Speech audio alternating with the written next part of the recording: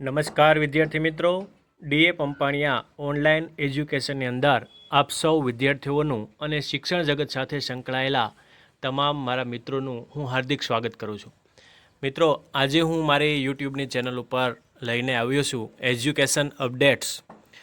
ઘણા સમયથી આપણે એક પ્રશ્ન છે કે શાળાઓ ક્યારે ખુલશે. દિવાળી વેકેશન પછી શાળાઓ ખોલવા અંગે સરકાર શું વિચારી રહી છે એ અંગેની ઘણી બધી વાતો થઈ. ન્યૂઝની અંદર, મીડિયાની અંદર ઘણા બધા મેસેજ ફરતા થયા છે.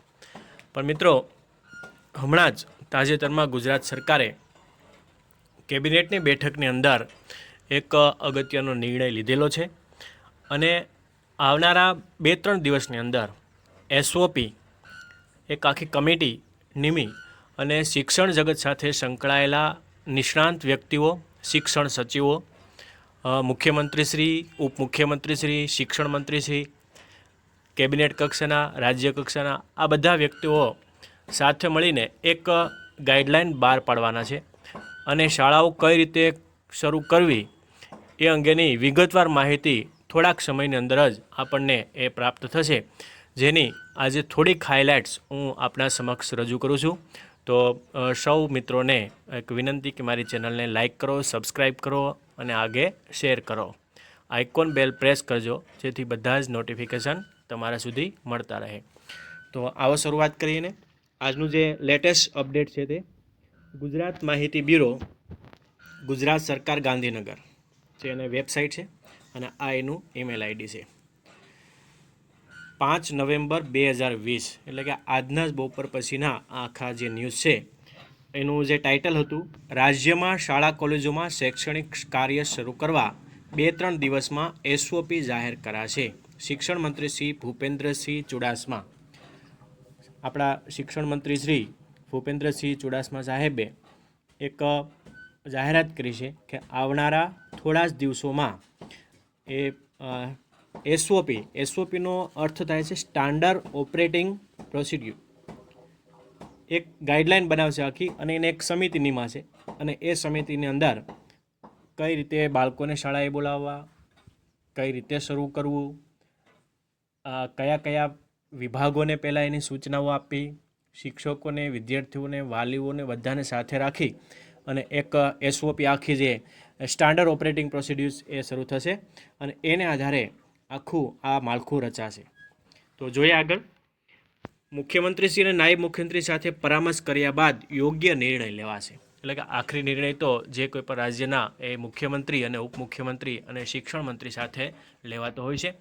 શિક્ષણ મંત્રી શ્રી ભૂપેન્દ્રસિંહ ચુડાસમા જણાવ્યું કે આગામી સમયમાં રાજ્યની શાળા કોલેજોમાં શૈક્ષણિક કાર્ય શરૂ કરવા માટે 2-3 દિવસમાં એસઓપી જાહેર કરીને યોગ્ય નિર્ણય કરાશે.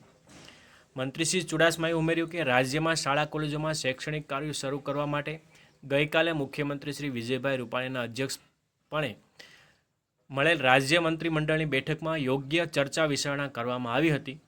મુખ્યમંત્રીશ્રીએ આ સંદર્ભે એસઓપી બનાવવા માટે સૂચના આપી હતી. એટલે કે એક આખી કમિટી, જે આપણે અગાઉ વાત કરી ગયા એ પ્રમાણે એક કમિટી બનાવી અને જેના અનુસંધાને આજે શિક્ષણ વિભાગના ઉચ્ચ અધિકારીઓ સાથે બેઠક યોજવામાં આવી છે અને એસઓપી બનાવવા માટેની સૂચના આપી દેવાઈ છે, જે આગામી 2-3 દિવસમાં બનાવી દેવાશે. વિવિધ યુનિવર્સિટીઓ વાઇઝ ચાન્સેલરો સાથે પણ ઓનલાઈન ચર્ચા વિચારણા કર્યા બાદ યોગ્ય નિર્ણય કરાશે. એટલે કે શરૂઆત વિદ્યાર્થીઓ ખાસ એક નોટ કરજો તમે કે શરૂઆત કોલેજથી થશે. પહેલાં કોલેજના વિદ્યાર્થીઓને કોલેજે બોલાવવામાં આવશે એજ્યુકેશન એટલે કે શિક્ષણ માટે.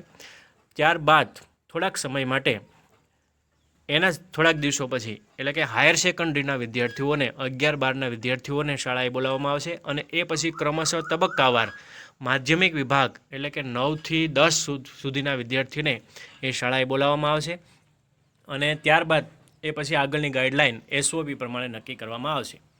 મંત્રીશ્રીએ ઉમેર્યું કે ધોરણ 9થી 12માં શૈક્ષણિક કાર્ય શરૂ કરવા માટે પણ ઉચ્ચ અધિકારીઓને તાત્કાલિક એસઓપી બનાવવા માટે પણ સૂચનો આપી દેવાય છે.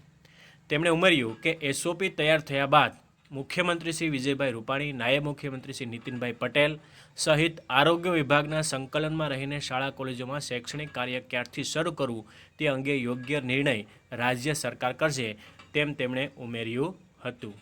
આ આખી જે માહિતી છે મિત્રો એક ખાસ એસઓપીની એક રચના કરવામાં આવશે અને એ એસઓપી હેઠળ બધી વિગતો આવરી લેવામાં આવશે અને એ આધારે આખું એક કાર્ય એ નક્કી થશે કે હવે ક્યારે એજ્યુકેશન માટે વિદ્યાર્થીને શાળાએ બોલાવવા, કોલેજમાં વિદ્યાર્થીને ક્યારે બોલાવવા, 9 થી 12ને પણ એક એના જે સચિવો છે, ઉપસચિવો છે, આરોગ્ય વિભાગને પણ જાણ કરી છે કઈ રીતે આરોગ્યની ગાઈડલાઈન આપવી એ અંગેની પણ વિગતવાર એ ચર્ચા વિચારણા કરી અને ત્યારબાદ જ એ શાળાઓ શરૂ કરવામાં આવશે। એટલે ફરી પાછી જ્યારે આ નવી કોઈ સૂચના આવશે એટલે હું મારી યુટ્યુબની ચેનલ ઉપર આપને અવશ્ય જણાવીશ।